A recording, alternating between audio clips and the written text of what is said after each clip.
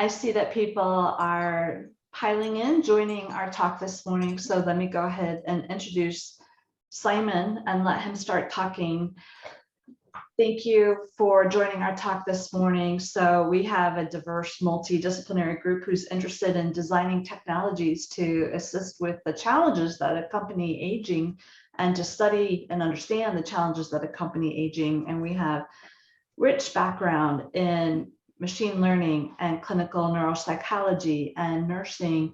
And what we do not have a wealth of experience in is user design, user experience design and interface design. And it's so needed in order for older adults to embrace and adopt technology. So we recruited Simon to come and give us a talk on UX, user experience design. He's a UX designer and researcher associated with the financial, educational, and media industries with background in cognitive science. So he works as a UX designer and researcher on a daily basis. He has served in consultant roles and given lectures on topics related to this and has collaborated with schools and universities. And so he's coming from a very practical, hands-on background, as well as collaboration with academia, which is what we need.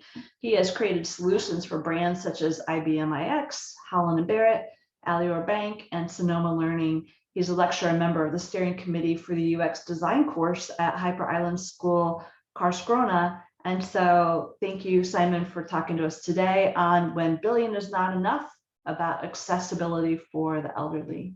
And I'll turn it over to you.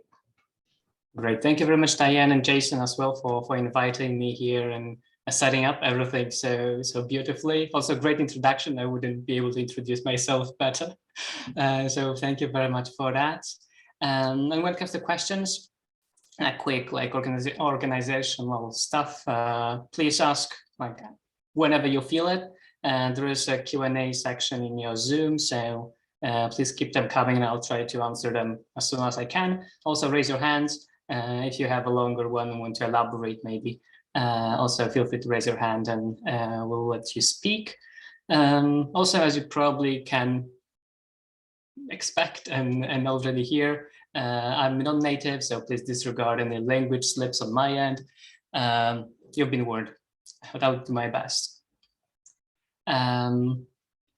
Okay, so off to the good stuff. I titled this presentation "When Billion is Not Enough." I tried to build some suspense, but you already know what we're here for and what I'm here to do. So let's skip to the content itself. Okay, now it works. So according to the report in the corner, you can see from United Nations, right now we have around 1 billion people who are aged over 60. This bracket may be a bit arbitrary on my end, but it just gave me this nice round figure. That's the main reason. Usually we think about older adults when they turn 45, but we'll get into the definition of who the senior citizen is later on and maybe clarify that a bit, or maybe not. We'll see, because the lines can be very, very blurry in this area. When I first started researching this topic, it was over 2 years ago, I really struggled to find some solid content in one place.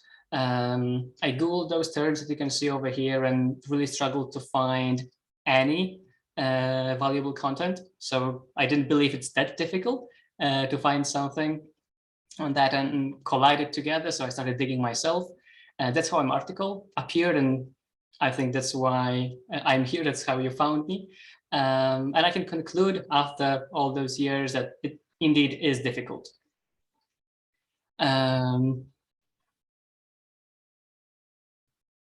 Okay, so why? Why is it that difficult to design for the older generation, for older adults? Let me break it down for you from my hands-on perspective, why I believe it's a challenge, but please remember that it's my perspective only. Other people may have their own. You don't have to also agree with me. So I'm happy to have some discussion with you later on at the end of the session, probably. I really like discussing, so feel free to join. So when speaking about accessibility, because this is what we are mostly focused on when thinking about older adults, it's general accessibility. Limitations around vision or no vision, low vision people is what is most commonly referred to. Hey, Simon. Yep. Sorry, are you sharing a screen right now? We can't actually Oh, sorry. Yes. Sorry. I think. see. Yes. Sorry.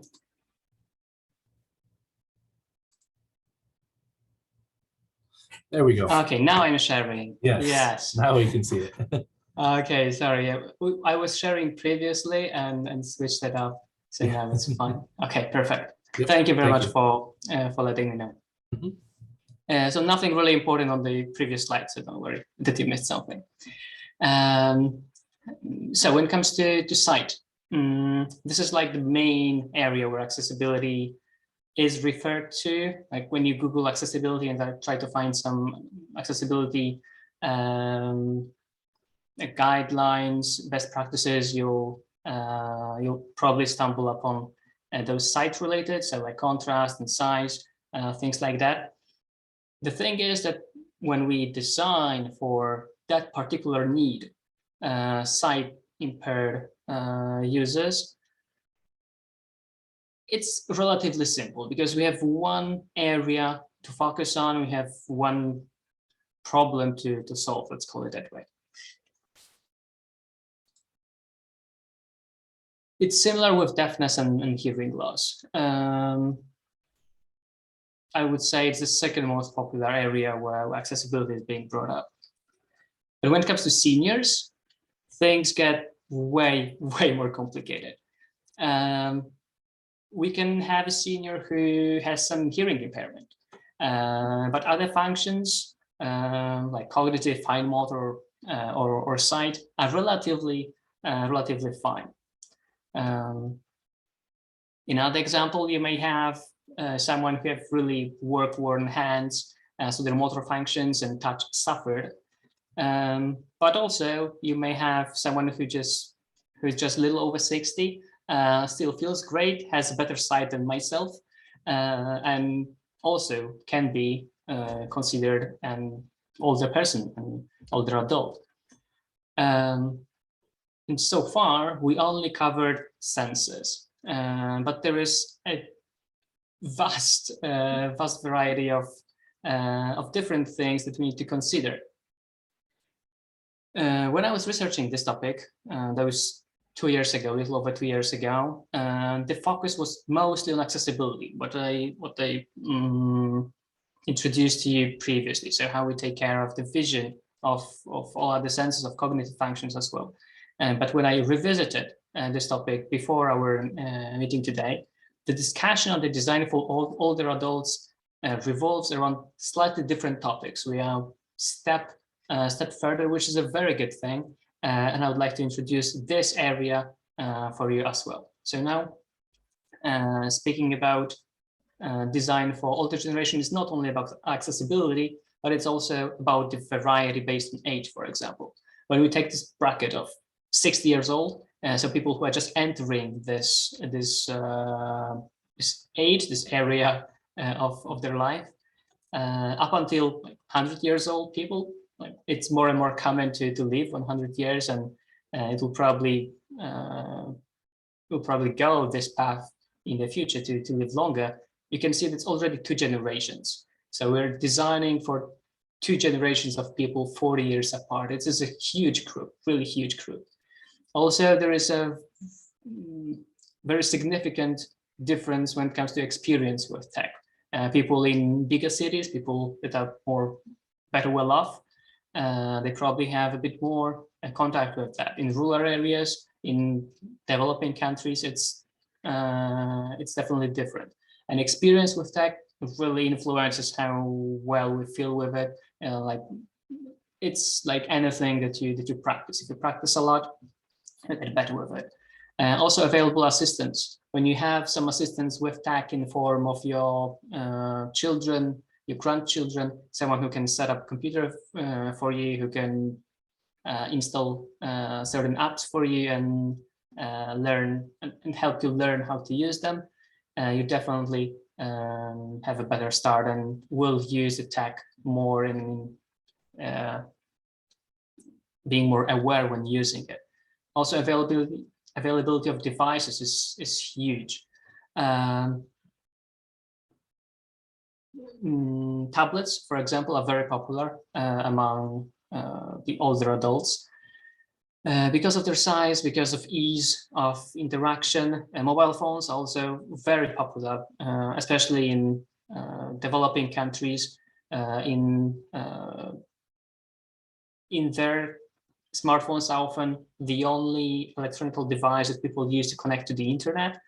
So also older generation who may be a bit less well off, lower income, they would have their mobile phones only without previous access to the computer or tablets. So you also, when catering solutions to them, you need to be aware of those different devices they may be using for the daily needs. Plus, big thing that's raising right now, and awareness around that is raising, is desirability of the products for this group of people. Good-looking products, really useful products that are stylish, that are chic, that look modern, because it's often not the case with design for the older generations. And it's a big shift that I would like to emphasize here, and also show you a few examples, like the mobility scooter. I think it's the best example. In Polish, I'm Polish myself. In translation, it's called disabled scooter. So it sounds really, really bad. It implicates that you're disabled, like from the get-go, as soon as you sit on it. It's a horrible name, and it just screams, I'm old and incapable. Also, it can be a safety hazard because there is a quite bulky, maybe they don't fit into the staircase, so you leave them outside of your apartment or outside of your house, just indicating everyone around that we have an older person that has mobility issues in that house, so they can be an easy target, for example. Another example, a walker.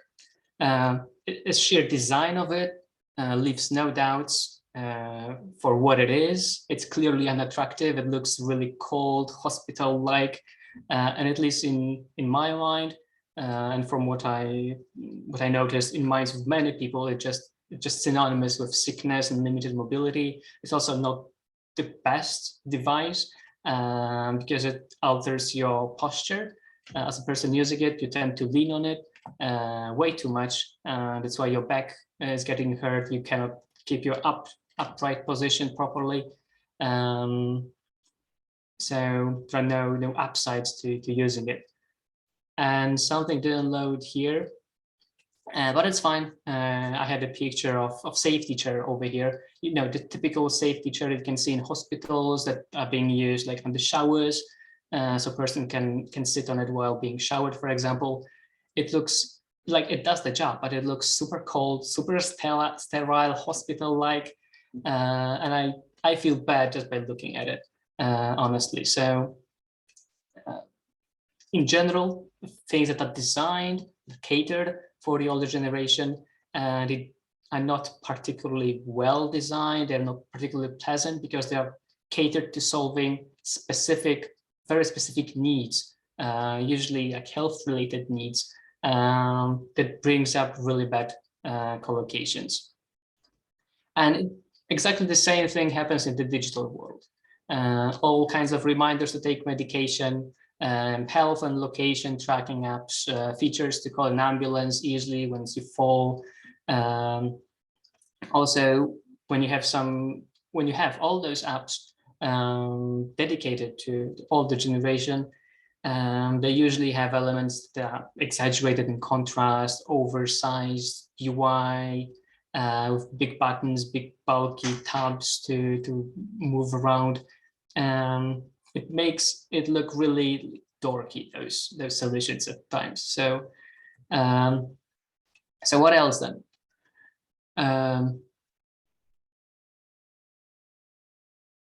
All those solutions are, I get why they are being built this way.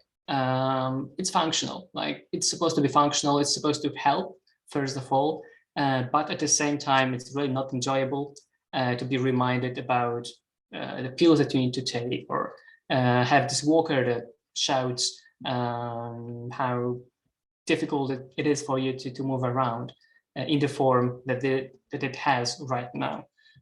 So it's definitely not enjoyable, definitely not beautiful, and it just sucks all of the fun out of design and technology. And technology should be fun.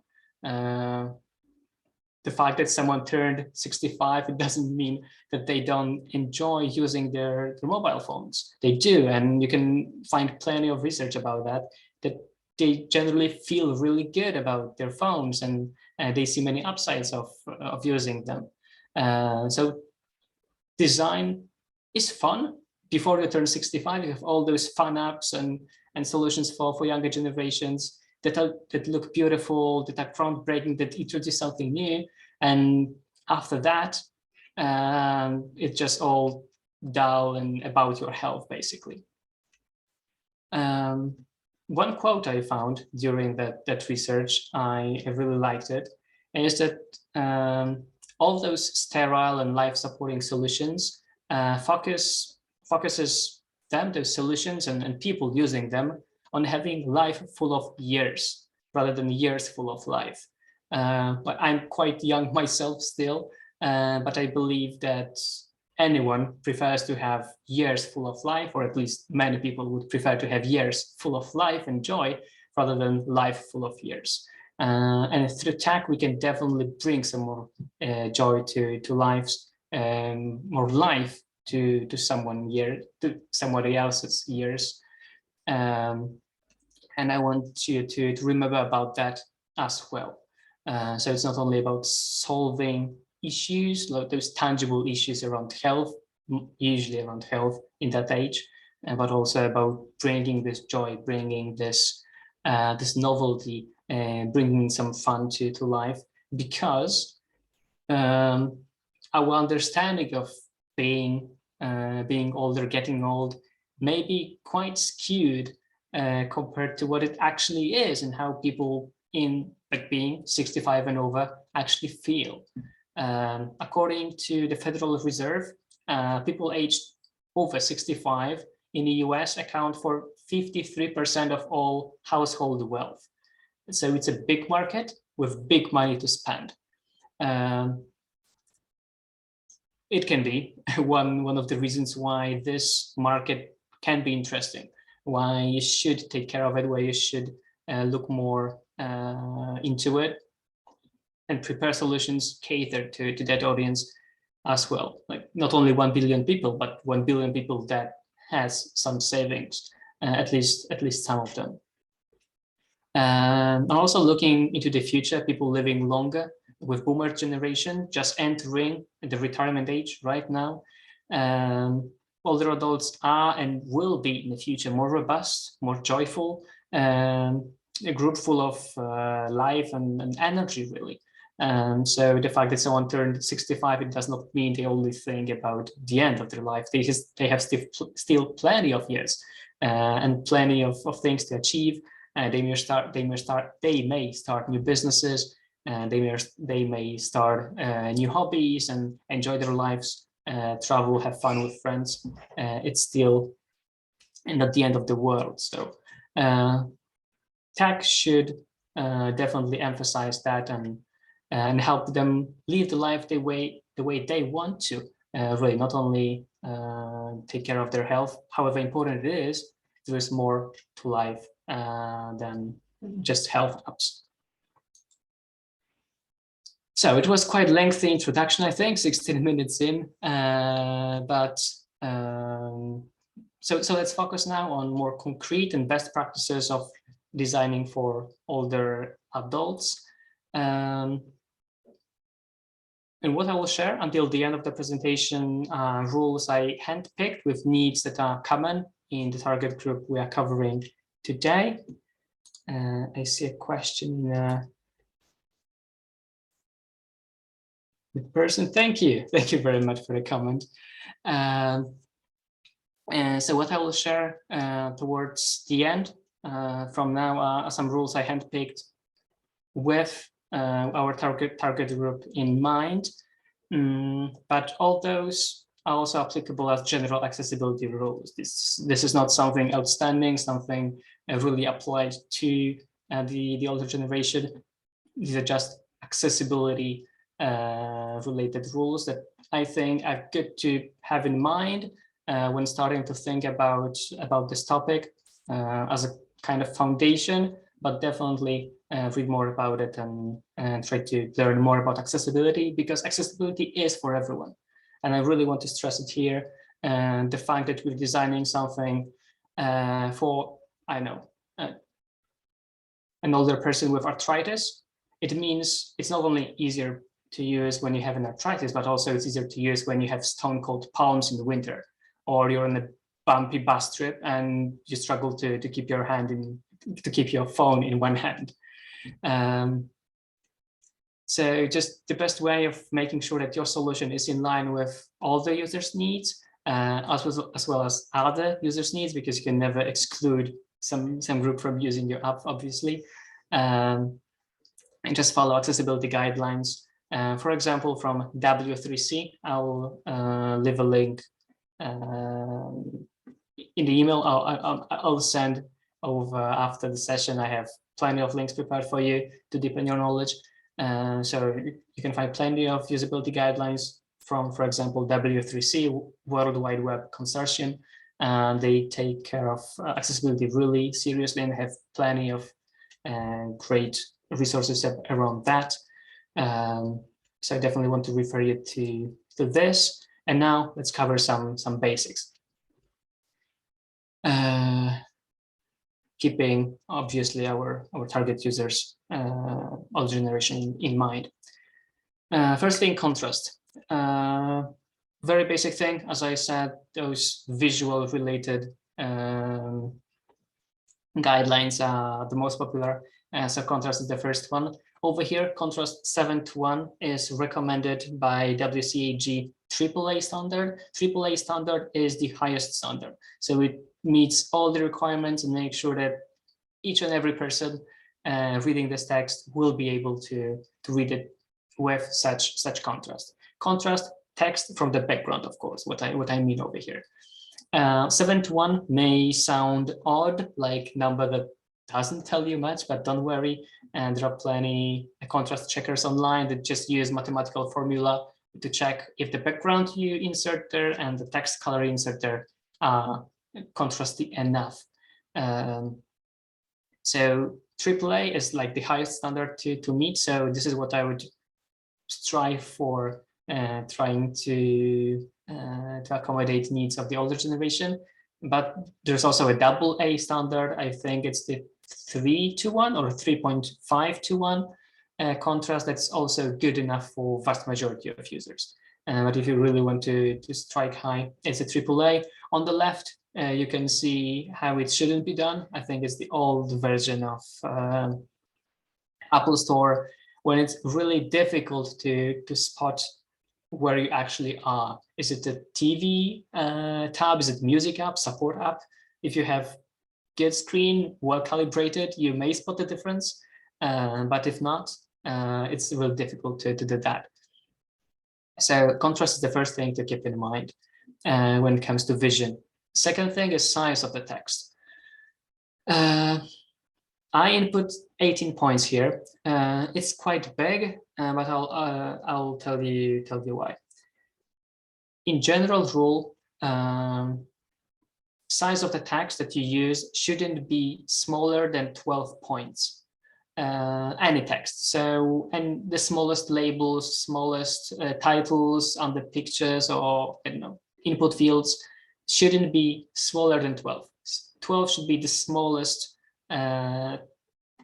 size text that you use in your solution, whether it's the app, whether it's the website or any digital product. Recommended for long longer text that should be read, like any paragraph of text basically, should be 16 points. That's the standard that you should aim for, but taking account that we are speaking about the older generation that might that some eyesight deterioration, that some vision issues are more common than in let's say regular sample. 18 points is what I would recommend, just to bump this 16-point recommendation just a notch. Also, a new addition to that, WCAG AAA contrast 7:1 that I mentioned. It's the current standard, but it will change very, very soon. And there is a new contrast calculator proposed. It's called APCA, and it's proposed by the WCAG 3 standard. Right now we're in a WCAG 2 standard, but we are approaching WCAG 3 standard very soon. It's now in draft form, and it introduces new APCA contrast checker that takes more factors into consideration. It's not only a mathematical formula of whether this color is that much more saturated and brighter than the other, but it also takes into consideration the size of a text, if the font is bold or really thin, but because it also affects legibility. There's a new calculator that does that and gives you more precise information of what is legible and what's not. I will link it in one of the resources that I'm sending after this session, so you'll be able to familiarize yourself with it afterwards. And another thing related to text is justification line height. It may be a bit surprising, but it actually makes a difference. On the right, you have examples of well-edited text and text that requires some attention. First thing, line height is the space between lines. You probably write research papers yourself, or read many of those, so you're aware of those standards. I believe there is for the APA standard, there is a line height of 2.0 required. And so you probably have an understanding of what it is. How it works, this 1.5 that I wrote down here, it's the multiplier that you multiply text size by. So if you have text size 10 for easy math, then your line height should be 15. So you multiply it by 1.5, and line height to be good and legible should be 1.5, so 15 in a case of text size 10. Although recommended, like 1.5 is recommended. It's like a sweet spot that's easy to read and easy to follow as well. For some use cases, you may go up to 2 points. So text size 12 would have a line height of 24 points. However, this is as far as you should go. You shouldn't go any higher than 2, because you lose track of the text, and it's actually more difficult to read than easier.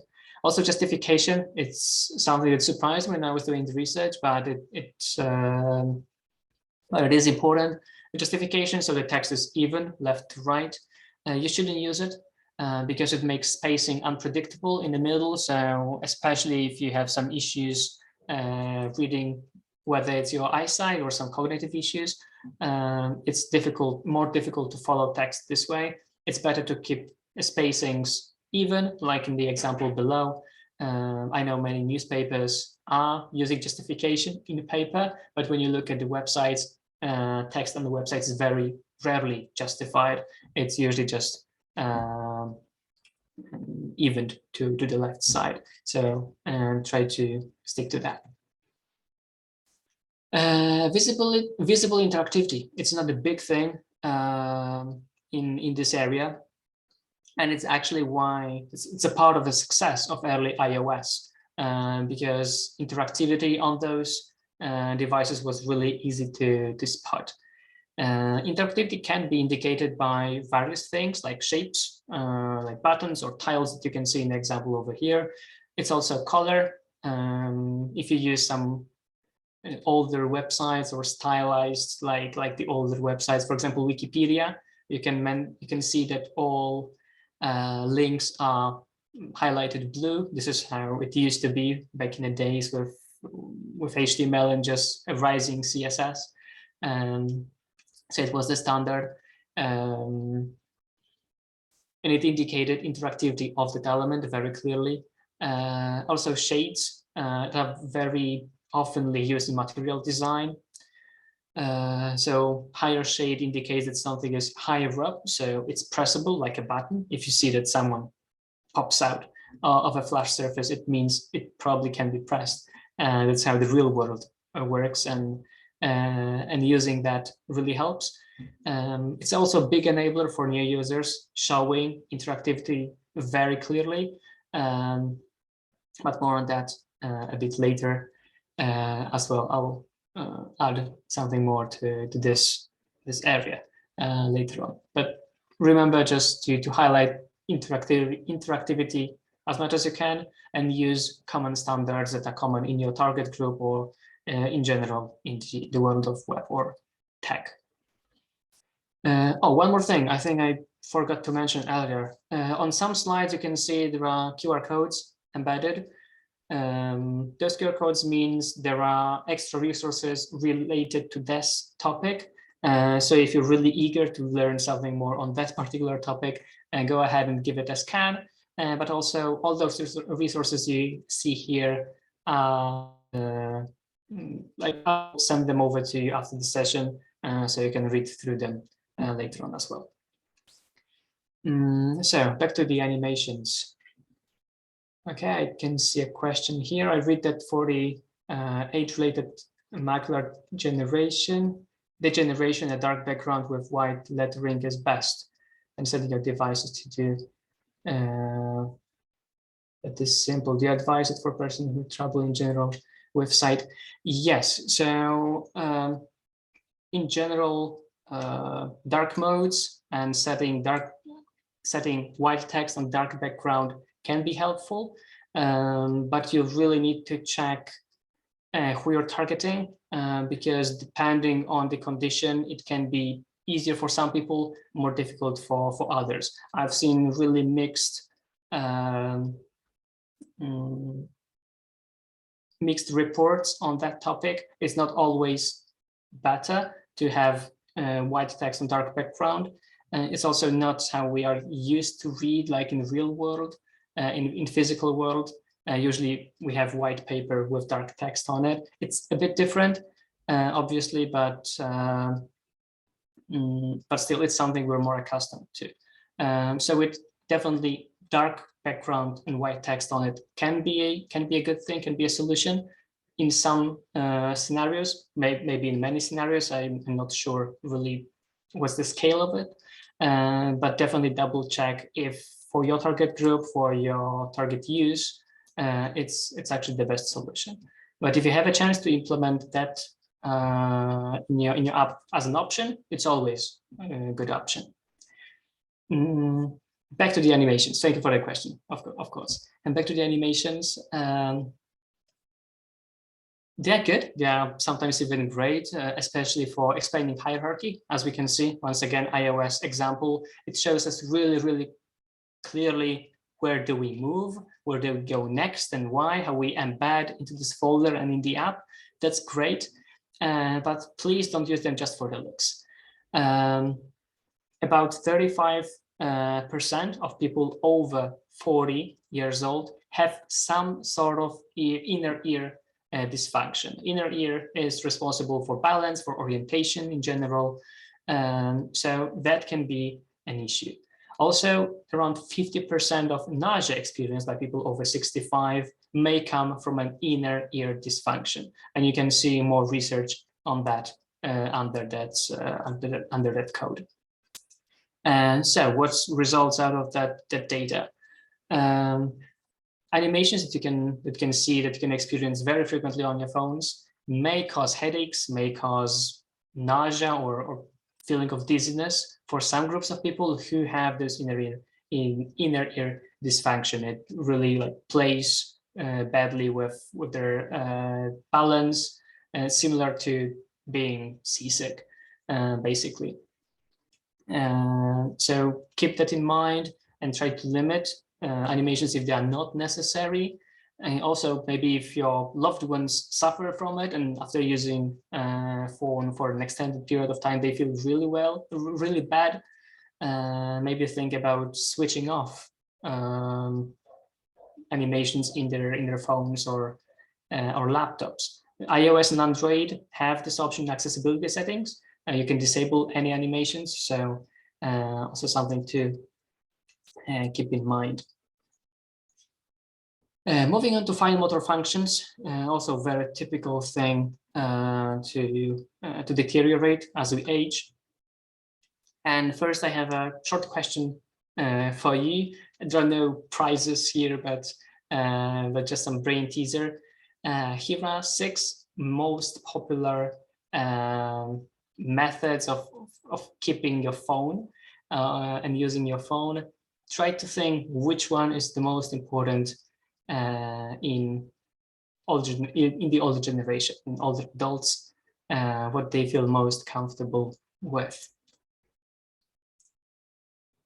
Few moments for you to think about that, revise all the options. I'm not sure if it's surprising, but hold and touch. Yes, I can see we have one answer.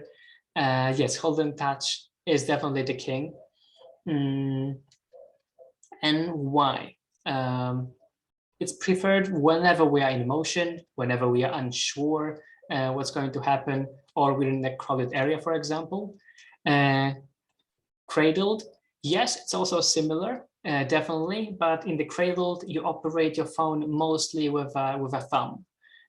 So it gives you a bit more security, because you keep your phone in your palm tightly, in 2 palms actually.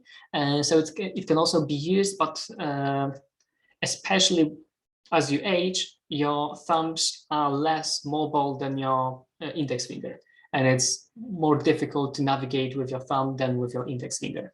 And that's why hold and touch is probably preferred in the older generation, but not only. In general, this is the most popular method whenever we are unsure, whenever we need this more precise movement, especially in those areas where, as I said, we are in motion, it's really crowded, you're in a rush. This is the most precise method to use your phone.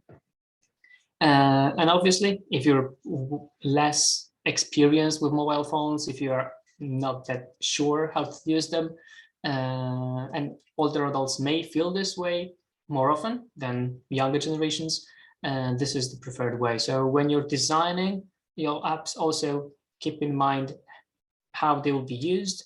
All those different patterns give you different reachability in different areas of the phone. But luckily, hold and touch gives you very good reachability throughout. So at least this is a good thing for us to remember.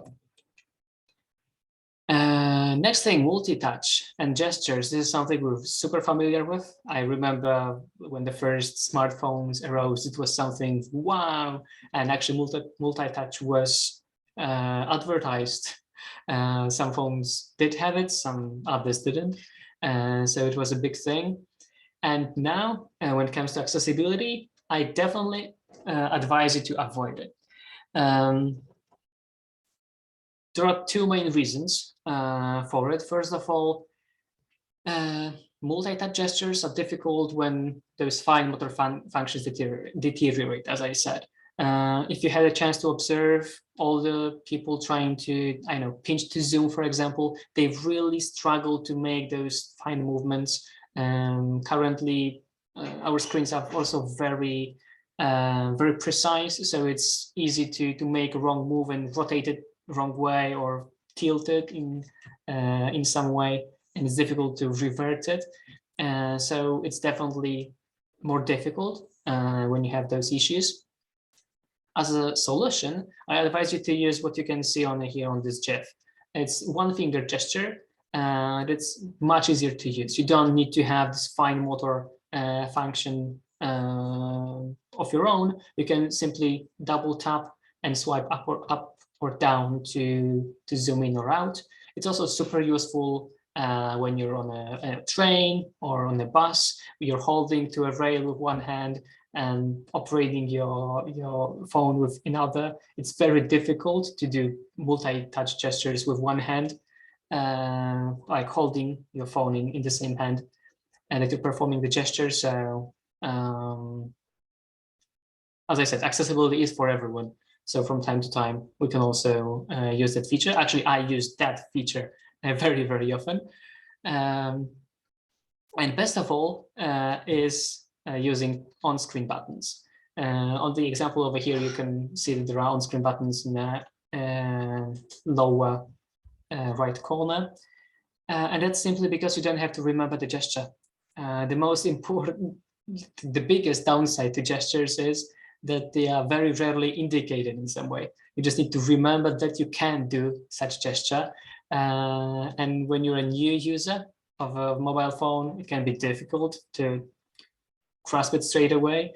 When you have some memory issues, it can be difficult to remember that there is this feature in this particular app. And when you have a button, it's always easier to recall that such function exists. I'll relate to recall and remember, like recall and remember later on as well. But it's another big thing to think about.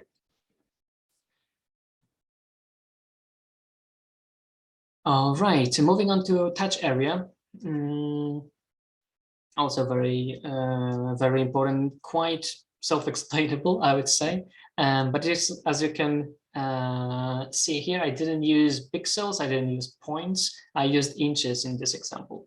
That's because we have different devices with different screens of different density.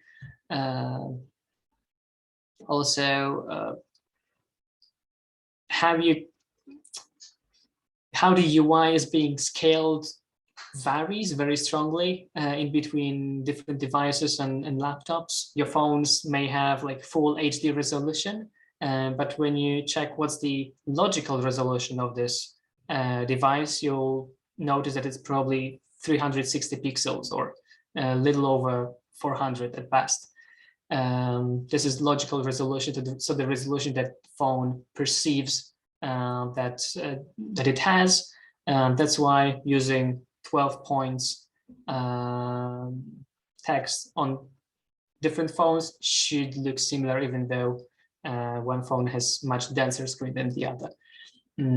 That's why for touch area, to calculate that and to give you best advice, I just switched to something that we can measure on the screen very arbitrarily, and that's inches. 0.4 by 0.4, this is the recommended area that's minimal on the screen. Like after rendering your UI, this is how big touch area should be in order for it to be accessible.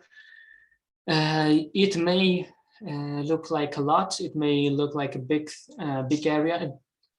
It is. Many apps don't meet that requirement, but if we have seniors in mind, definitely think about that, considering all those fine motor limitations that may have. Having substantial touch area plus substantial buffer in between them, so you don't squeeze too many buttons one next to another, is really something to consider. For a menu, for example, at the bottom bar, 4 elements should be maximum. Squeezing in 5th or 6th even is definitely way too much. Also, I have linked a very good complete resource on touch input sizing from Nielsen Norman Group, if I recall correctly. So I highly recommend you reading through it, as it explains this topic in very thorough details. And I think last group that I'll cover today is cognitive abilities that we should be aware of, and how to design for them, to avoid any limitations here. And this is one of my favorite, I think, elements and topics to cover, as it touches on UX writing, thing that I'm really interested in from a professional point of view, and something I'm training myself on. And I want to cover it on the example of that error message that you can see on the right hand side. It's a MailChimp. MailChimp in general has great communication, great UX writing. So I think they have some guidelines on UX writing as well. So definitely something to take care of and take an eye on. And things to consider when communicating with your user, particularly when you have some pop-ups like error messages or success messages. First thing is color. Very good for instinct. So it instantaneously tells you if something went right or wrong. If it gives you this pleasant reassurance of being green, telling you everything is fine, or warns you of red. We are naturally wired to understand those messages, so this is a great thing. But be aware of color blindness, and that some users may not perceive this color in the way you intended, or may not perceive it at all. That's why we cannot rely on color solely. That's why we add an icon to the communication. Icons are also really great. They allow for quick and easy interpretation, but they can also be tricky for seniors. Not all icons are that easy to interpret. Some are really related to what we already know and what we already learned about our devices, and novice users or users that are not so frequently using our solutions. Sorry, like elderly, like seniors, they can have issues. I heard this anecdote in UX podcast, one of the episodes of UX podcast that I highly recommend you listening to as well. One of the hosts tried to explain to their mother how to change some setting, and they directed her towards the cogwheel icon that we all probably now recall and understand that this indicates settings. And after back and forth for a moment, he realized that what he was referring to as a cogwheel to her looked like a flower. It can look similar if you think about a cog and the flower shape. It can look similar.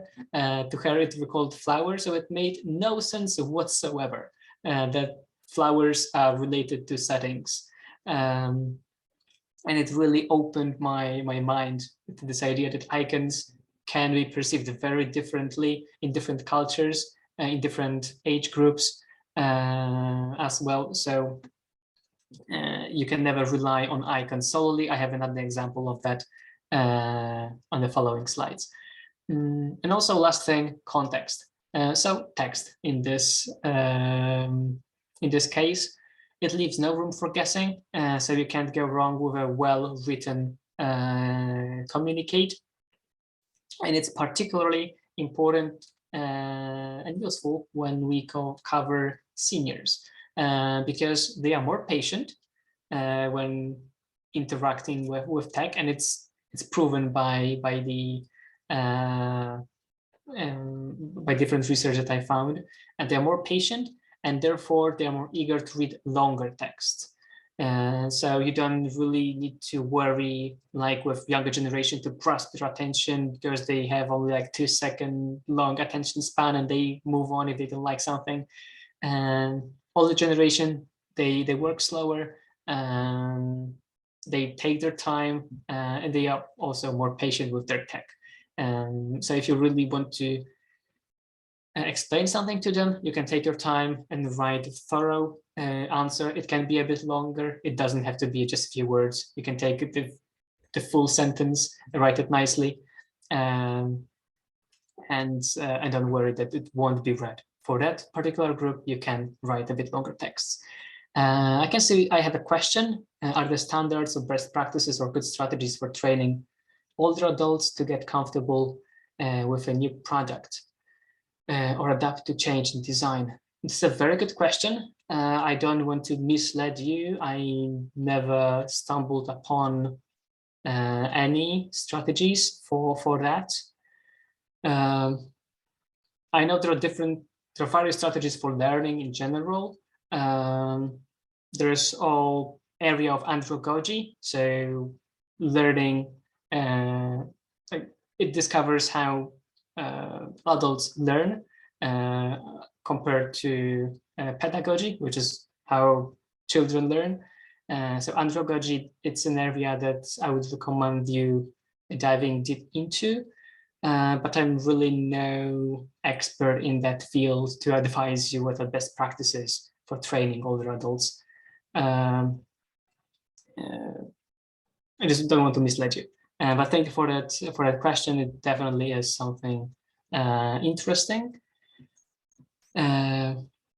especially considering that as we age, learning becomes more and more difficult. So it definitely is an area that is worth digging deep into. We're getting close to the end. Position indicators. It's not a big thing. And material design, as you see over here, it's a screenshot of material design elements. Does it really nicely. Material design, it's the visual language developed by Google for their software. And as we can see on the slide here, it shows really clearly where we are. We currently are in all photos and in tab recent.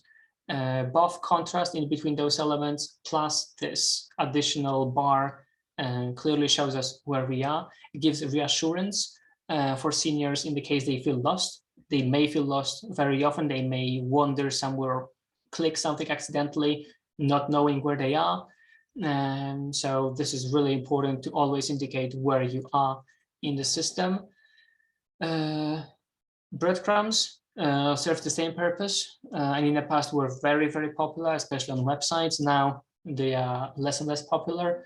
They are still recommended for accessibility reasons, but if you don't use them for some reason, you don't have space, you have mobile app, it's also fine to skip that, but always indicate where you are very clearly, so users don't feel lost. Also, additional thing on the topic, it's recommended to indicate home clearly. Give simple way of coming all the way back to the first screen user uses or sees the home page. It's a starting point for many people. It's a familiar space. So if someone gets lost, especially older generation who is more patient, and they are okay with coming back all the way to come back to a place they feel safe at and try to find what they were looking for again in case they feel lost. So on the indicators, it's one more thing to note. Very important thing from a cognitive point of view. So I really want to stress that recognition of a recall. I already mentioned it a couple of slides back. And here's an example from an old iOS email client of how not to do it.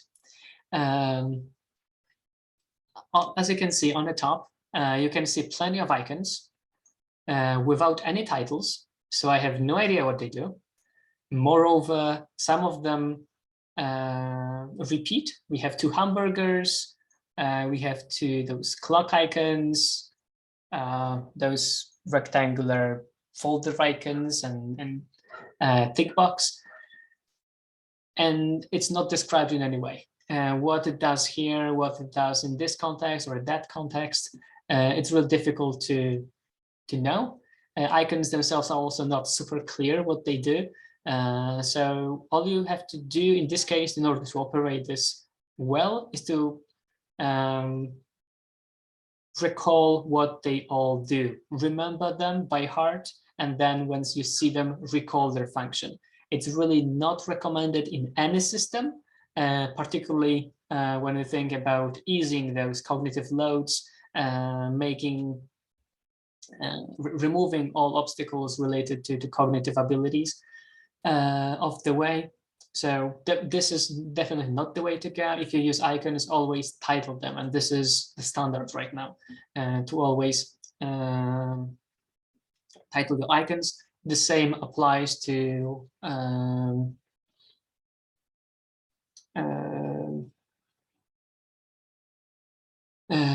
the same applies to gestures. Sorry, the gestures that I mentioned before, you also don't see them in any way. You need to recall that, okay, on this page, I can use such and such gesture that works in this and that way.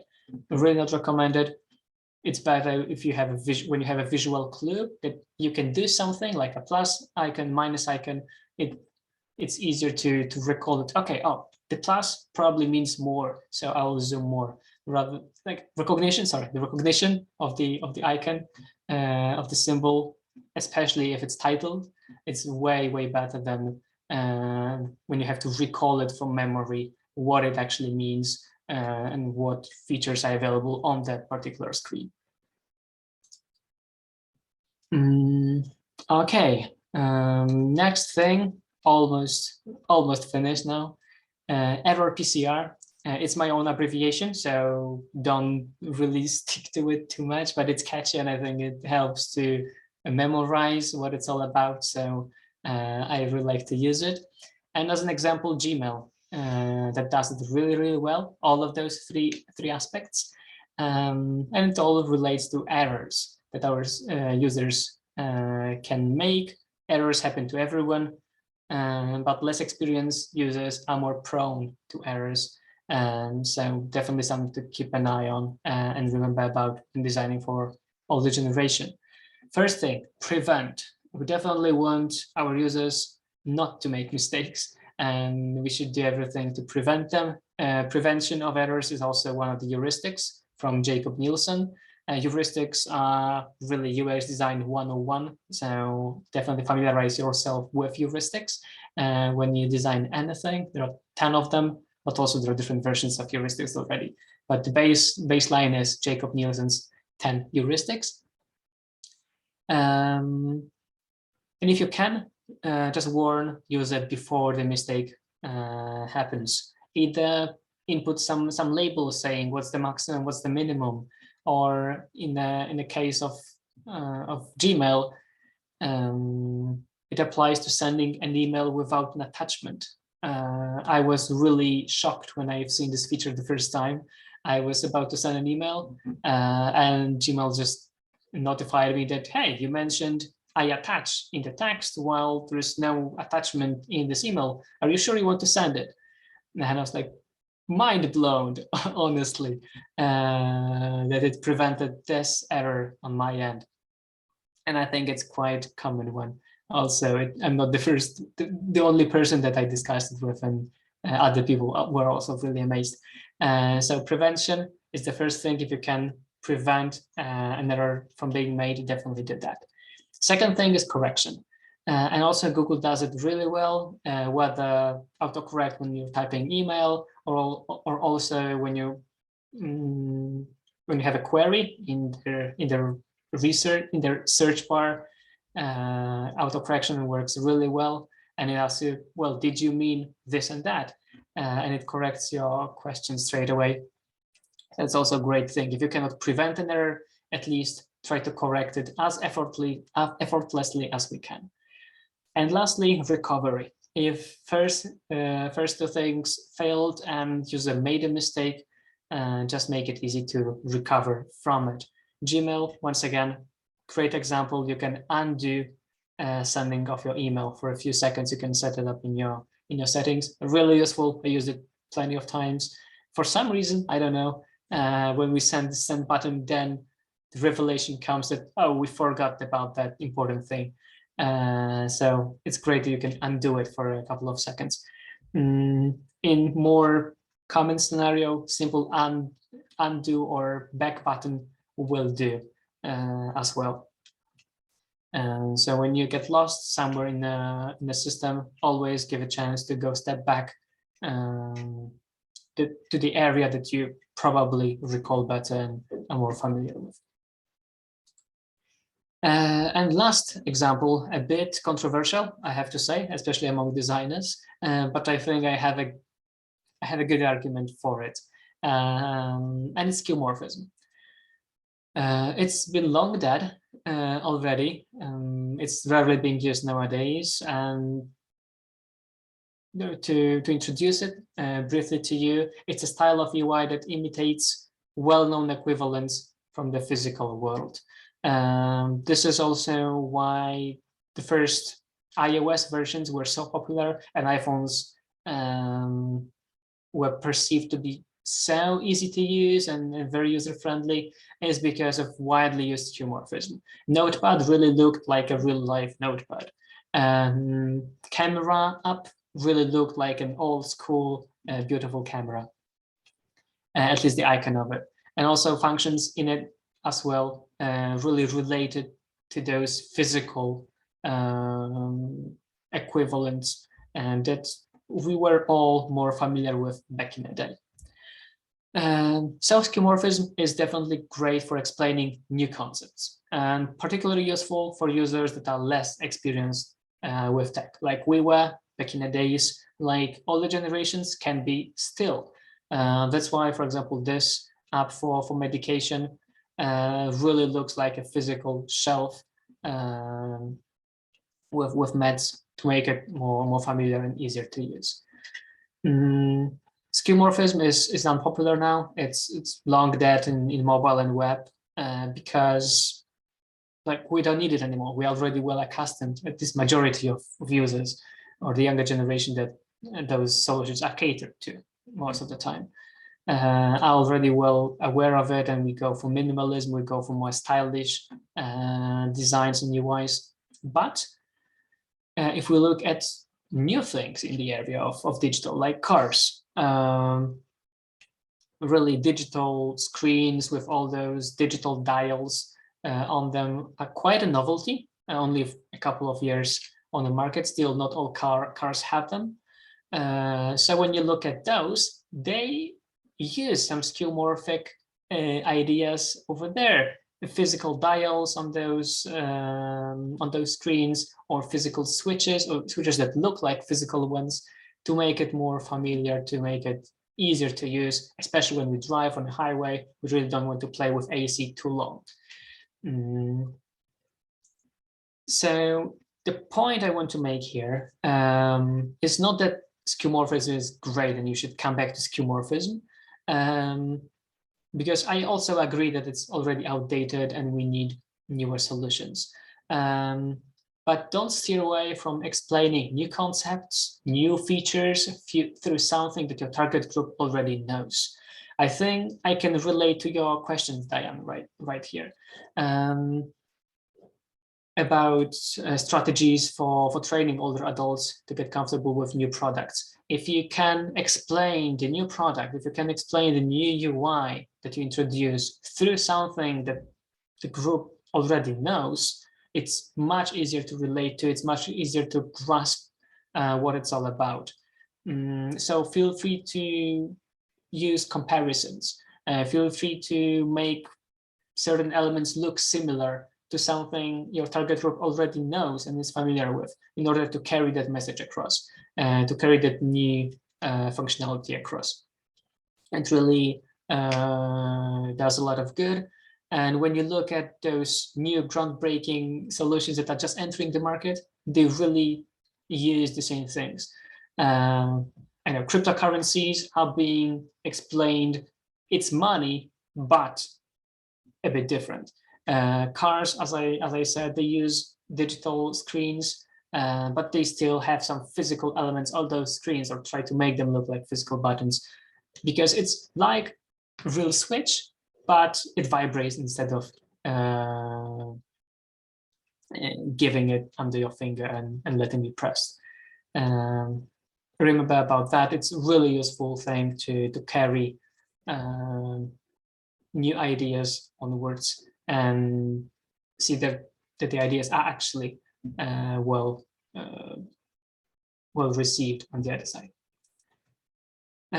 So to sum up slowly, 1 billion people aged over 60 right now. And each one of those people is different. So designing for this target group is really difficult because we have such big variety of needs, of experiences, of devices available, and also like needs.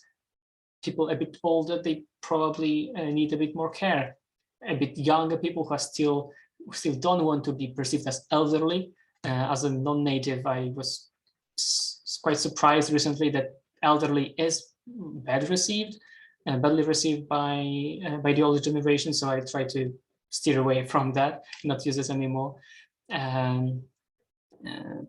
But definitely the target group is so wide and so different that designing for them all is a big challenge.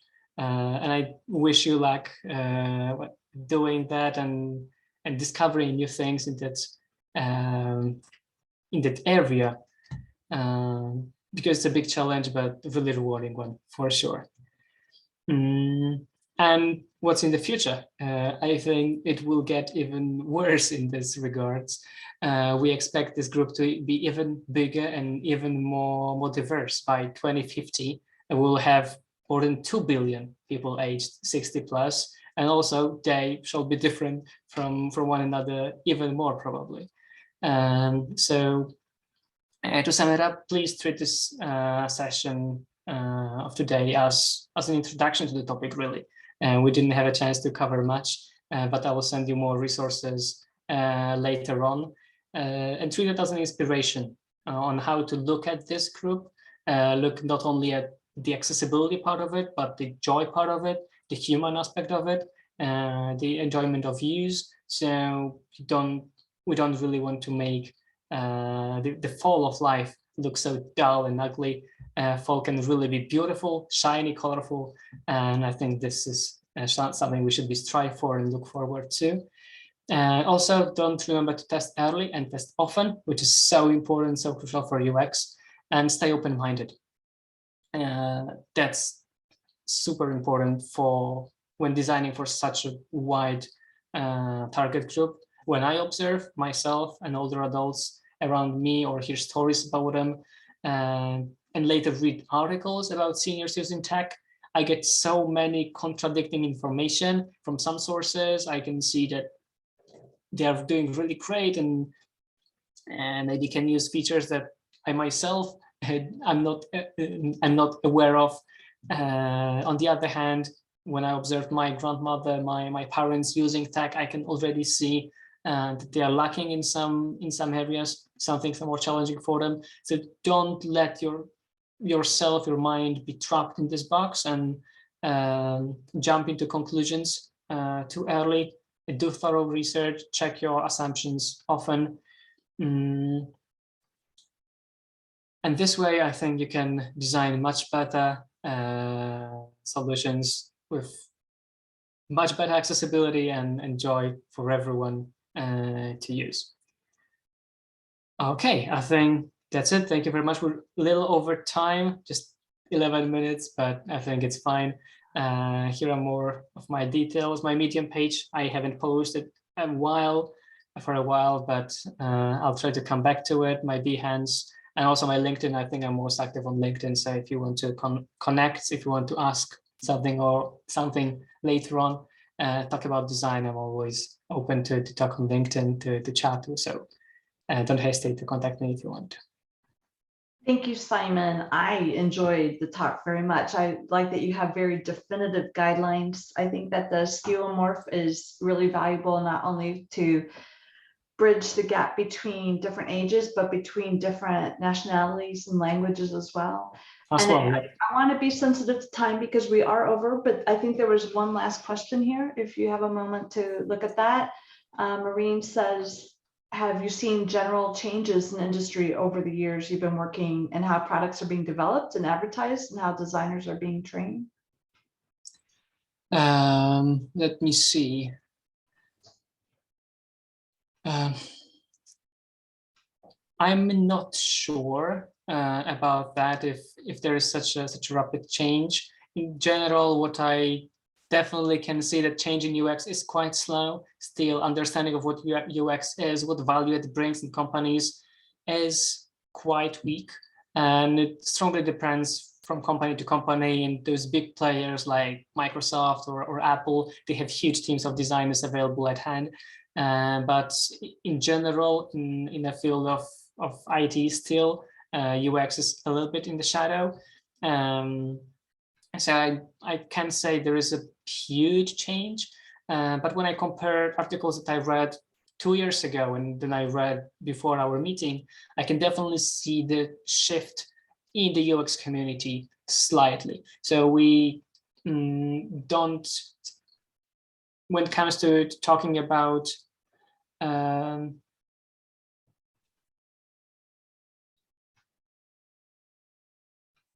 okay, yeah, thank you for the note about older adults as well. Yes, so I use those terms interchangeably, but yeah, thank you for taking note about older adults as a preferred term. I'll try to stick to it as well. So when it comes to older adults and what I read about that, definitely I can see the shift towards making those experiences more enjoyable and treating older adults more like humans who want to enjoy their life still. They want to use joyful apps and have fun with their tech rather than using tech as a resort to stay healthy and only take care about their health, as it would be the only thing that matters at that age. There's more to life, definitely. So there is a change that I noticed. And definitely I can see a change in general, in accessibility in general, approach to accessibility. There's much more awareness of accessibility. The designers want to train themselves about accessibility, how to build more accessible products. They are aware the market requires it.